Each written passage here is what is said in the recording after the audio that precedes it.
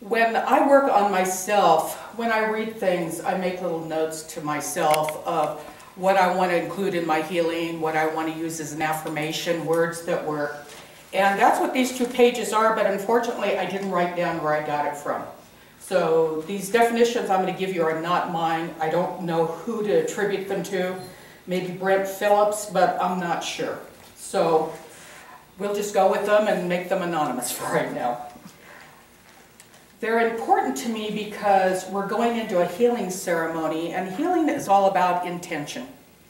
And words get in the way because words have different meanings depending on what it is that we want to do. I remember when Jenny gave a lecture on, it was on word usage and abundance, and she mentioned that some of the things she got from the Abraham teachings were, if you had a lack consciousness and asked for abundance or were treating for abundance, you'd get an abundance of lack. So words are important, and these definitions are short and sweet in a way that you can work with. So the first one is a miracle. We all want miracles in our lives, but a miracle to me, when I read this and I think, what does a miracle mean to me? To me, a miracle is something like, you know, Jesus walking on water. It's this big thing that's out here that changes everything in a positive way. But it's hard for me to say I expect a miracle every day of my life. For me to think that something that momentous, that would be like winning the lotto, you know, the super lotto, so you got millions and millions and millions or something. So I always had trouble with that. I couldn't get around that word, but it was a good word. I liked that word. I kept trying to use it, but I couldn't buy into it. I couldn't believe it. But I can believe this definition. A miracle is a shift in thinking which then shifts your experience. It's something that simple. And when you think about it, a shift in my experience would be a miracle. That's like, you know, going from cancer to wholeness. That's like loving relationships. Those are, when you think about it, the miracles that we're looking for in our daily lives. And we know as religious scientists that as we think, so it is. As we believe, so it is. That's what we create. But if you can think of a miracle as something that's possible for you, just by making a difference up here, a little shift in perception, a little shift in what you believe, a little shift in how you're doing things, are the words you're using. To me, that makes a miracle personal. I can buy into that. I could see that, and it would be, if I wanted something desperately, and I could make the shift that allowed it to happen. A new neural pathway, a new definition for a word, a new way of doing my prayer work, a new way of believing, a new way of accepting. I can handle that kind of a miracle. So when you go into the healing service today in the circle, think about that. Maybe you can handle a miracle in your life. Maybe it's okay to allow yourself to have that shift. You don't have to walk on water. You don't have to be Mother Teresa. You don't have to go out and save the world or save anything. All you have to do is allow yourself to shift your thinking just a little bit to have a miracle in your life.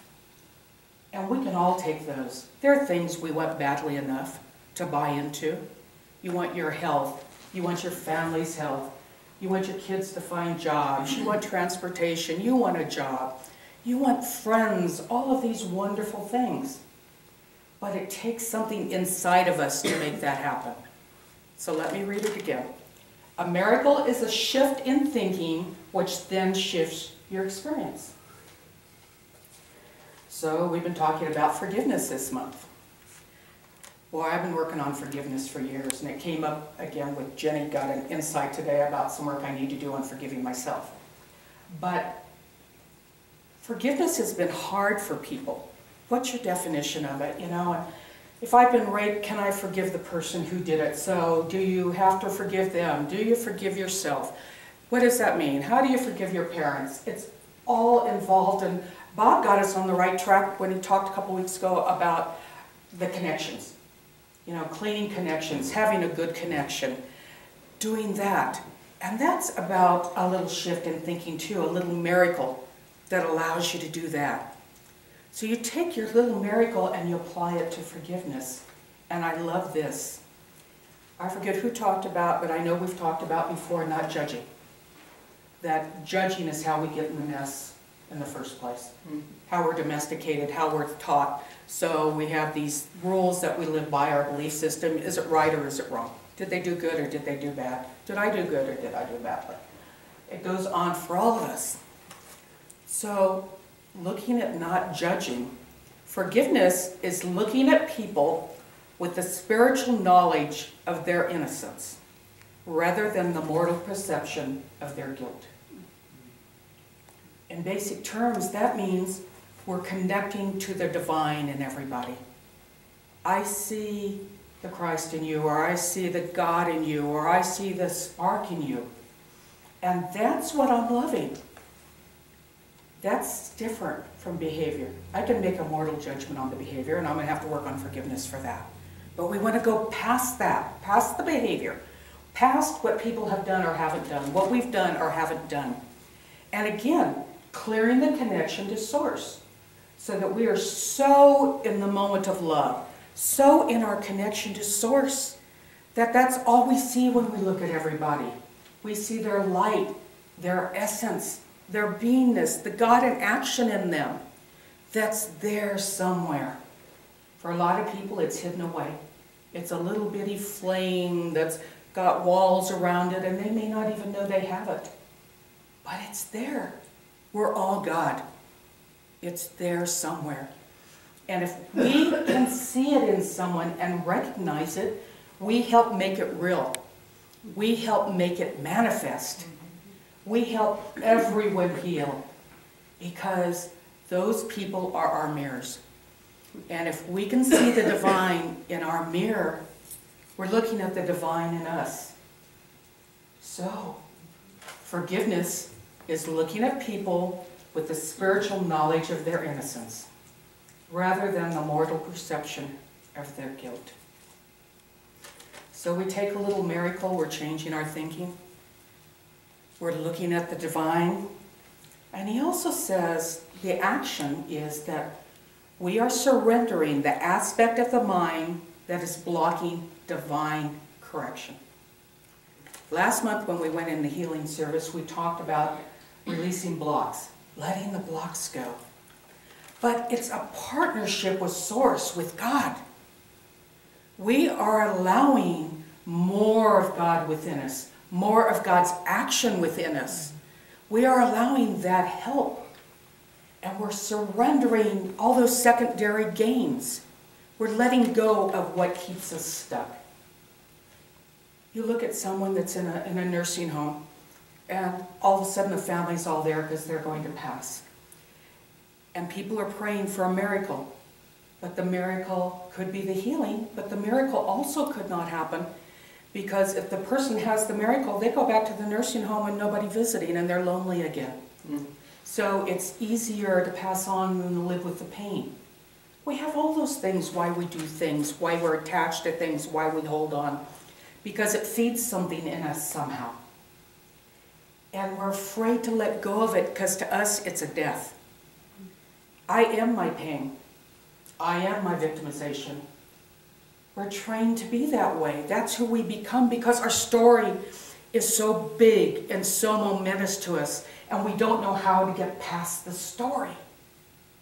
But if we connect with Source and we accept the miracle of cleaning it and changing it and knowing that we can have it and we are it, then we can start letting go of all these things, the fears, the secondary gains, all of that, because we can accept help. We reach out our hands, but how many times do we reach out our hands in prayer or affirmation or something and our hands are closed? We want it, but we don't really want it. How's my life going to change if I get that? I get a lot of money, but do I know how to handle money? That means I got to have an attorney. That means I got to have a financial planner. I got to have a CPA. I got to pay attention to it. I got to open my mail. I got to do all these things. Do I really want money? Maybe I don't. You know? It might be too much work. So we look at all of these things. I know mine with weight. Losing weight is work. I don't know if I want to exercise that much. I don't know that I want to give up ice cream. All these things that you really got to look at and be honest about. Because it's doing something within us. It's somehow patching us up so we feel whole, even though we're not whole. We're still needy. We still have this emptiness.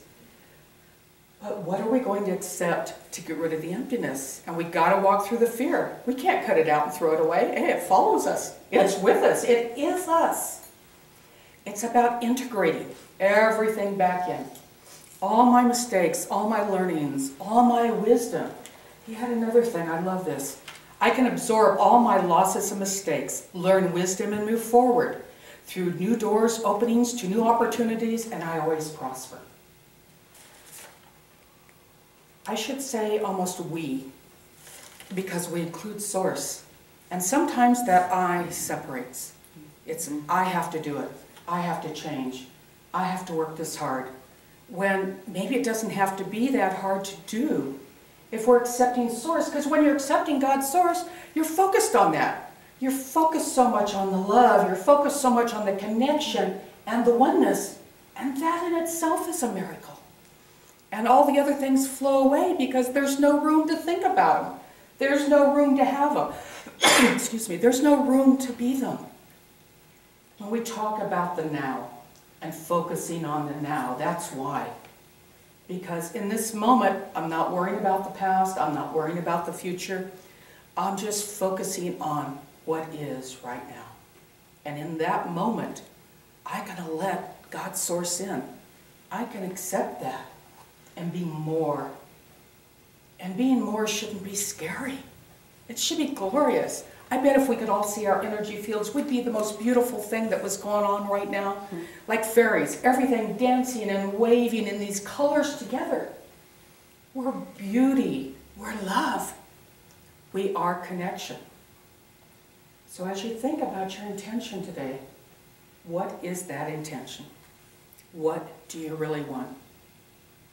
I'm going to go in. One of my intentions is going to be that my connection is pure and strong. And that all the blocks are removed so I don't, like Jenny said, step on my hose. I don't do anything to sabotage it anymore. I want blocks removed so everything flows. I want the ability to be more, to be able to be a miracle in action. I don't like all my thoughts. I don't think anybody does. I'll be driving and go, where the hell did that come from? It's not something you're always proud of. But we have to clean. We have to sweep. I mean, every year we do spring cleaning and fall cleaning. Or we change seasons and we change the clothes. Or we do those kind of things. But in this world, we seem to have to keep doing our mind because of the world that we live in that tries to program you, that tries to titillate us, that tries to get us to buy in so they can sell things, so people can do things or prove things or that. So we have to work. There is an environmental influence. So we're constantly cleaning, constantly evolving, constantly being more. But it starts with a little step. That's why these healing services are so important. When we're all doing it together, we are big and we are powerful. And we can make a difference. And I got to tell you, after years of working with people, some